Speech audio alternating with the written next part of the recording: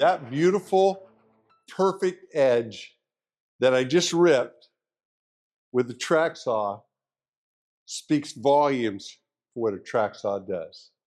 You cannot get an edge that straight and perfect feeding a piece of material like this through a table saw, small, medium, or extra large. I don't care how big it is, the biggest cabinet saw in the biggest shop that's immobile, it can't do that because a human being is feeding it through, and that blade is only so big. The contact point is just a few inches. Even on the big blades, it's less than a foot. And you have to keep the wood, the material you're ripping, in contact with that fence, eyes focused right behind the blade, and keeping that tight and feeding it through. I have done tens and tens and tens of thousands of feet with that with my cabinet shop over the years, so I know how to do it. But when you go to like put a edge banding on, you can see those micro wobbles. You're not going to get that with a track saw because the track doesn't move. It's stationary, it's on the material, and it won't move. You don't need to clamp it down. The saw, the only moving part, because the material isn't moving, is locked down on that track. So you're not introducing any human error on a quality track. The only table saw you can do that with is a sliding table saw.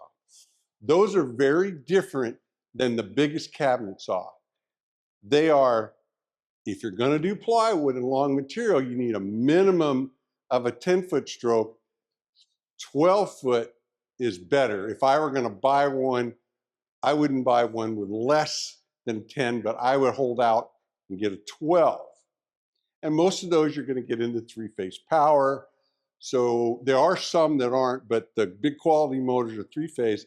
So you're going to have a phase converter or that will add that extra leg, which I've had those before because a lot of my tools in my cabinet shops that I had in the past had three-phase tools, because you get into the big ones and the 220 power, just those motors aren't good enough, strong enough.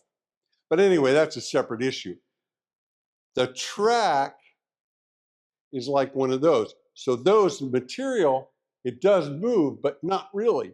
It goes on the table, and the table is a beautiful piece with these needle bearings, depending on the brand you pick, and you just push that through. The material is effectively stationary, moving on the table.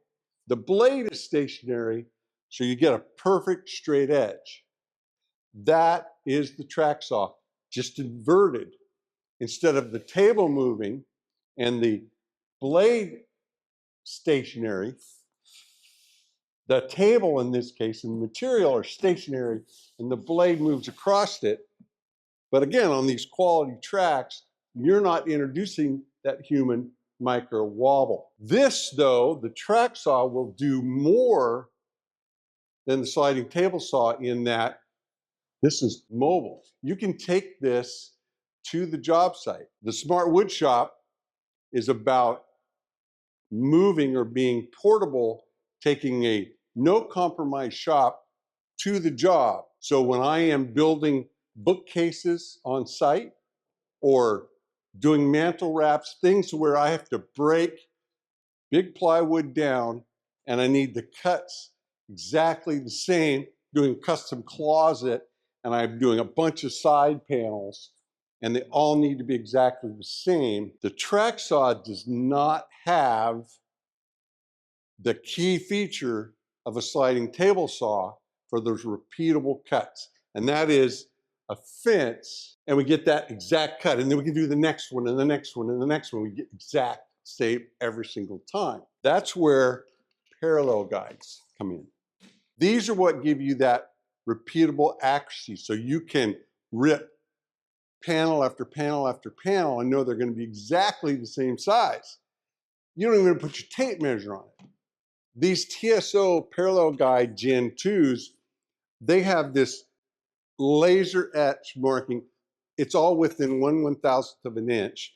And this stop with no parallax error, this blue and this white, it is so easy to look down on that and get it exactly on what you want. I do all of that kind of work in millimeter, and it has that on one side, and then it has the inch scale on the other. So whichever one you use, it reads both simultaneously. It snaps onto the track without any tools. So this is a toolless attachment. And then to remove it, you pop it off, and you don't have to reset it when you put it back on.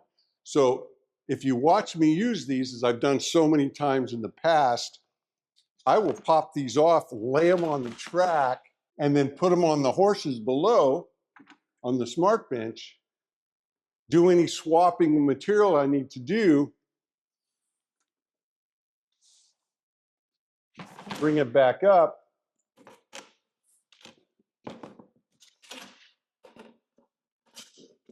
and I'm ready for the next rip. And again, I don't have to reset stops. They stay in place. These are the TSO Parallel Guide Gen 2, and there is no true competition to these. They have taken these to the next level. They've done it better than anybody else.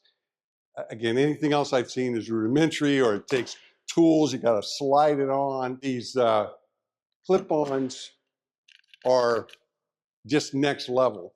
But they didn't stop there. They redesigned the tracks and the stops. So these are top to bottom Gen 2s, and they're the way to go. Now, I did a detailed video on these when I got them a little early from TSO, so I could spend some time with them and tell you about them right at the time of release. I'll put that video up here at the end of this video if you want to do a deep dive on these. Unfortunately, when I let that video out, they weren't on sale, but TSO did not predict how popular they would be. So they did not have enough inventory, and they sold out very quickly, I think a matter of a couple of days. And then they got all these back orders. They were scrambling around, but they scaled them up. They got them produced and back in inventory. And just yesterday, I talked to TSO.